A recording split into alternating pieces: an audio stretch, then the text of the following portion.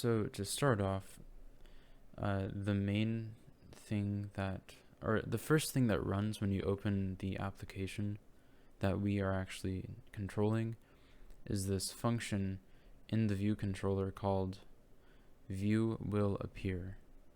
So in here, we set up a bunch of objects. The first object we set up is the sensors connection object. That is the class that it maintains a connection to the Linux computer, which is reading the sensor data, and this application imports the sensor data into our Swift application.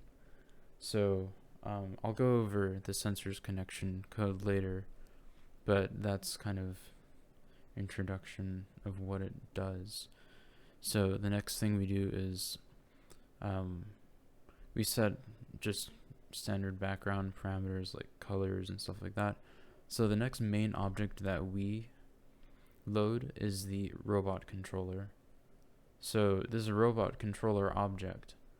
It actually takes in the sensors connection and reads the sensor data directly from this sensors connection object. So the robot controller is another class that we will go over in the future, but just as an introduction, robot controller is the thing that actually uses the 222 SDK to talk to the 222 robot.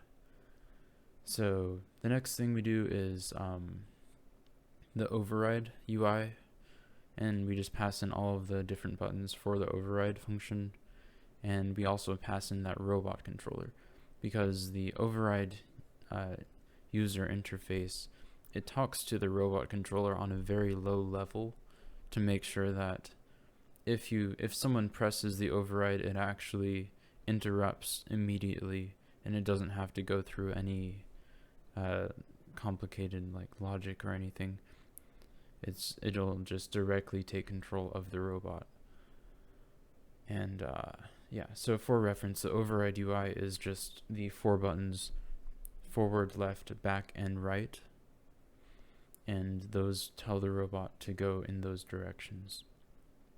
So yeah, and it interfaces directly with the robot controller. The next thing we do is just general UI configuration. We set the colors and whatnot to the terminal.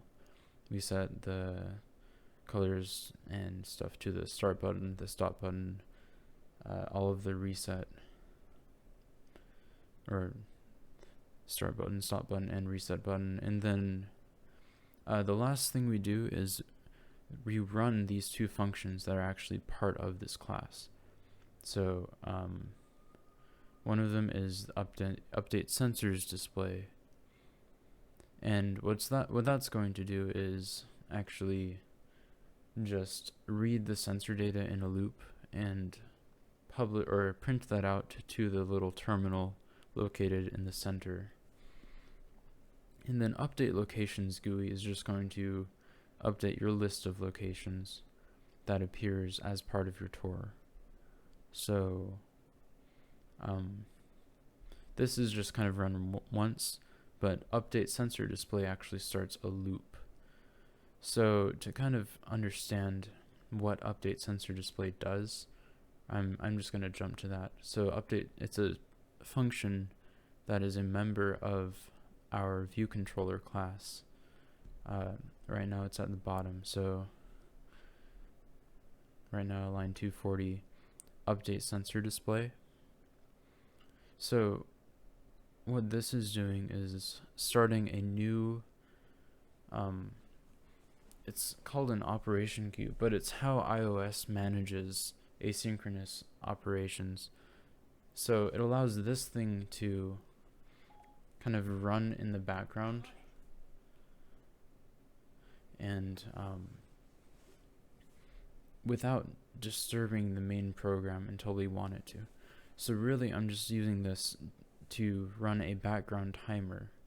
So what this will do is sleep for 500,000 microseconds or half a second, and it's able to sleep in the background without interfering the main control loop or anything like that.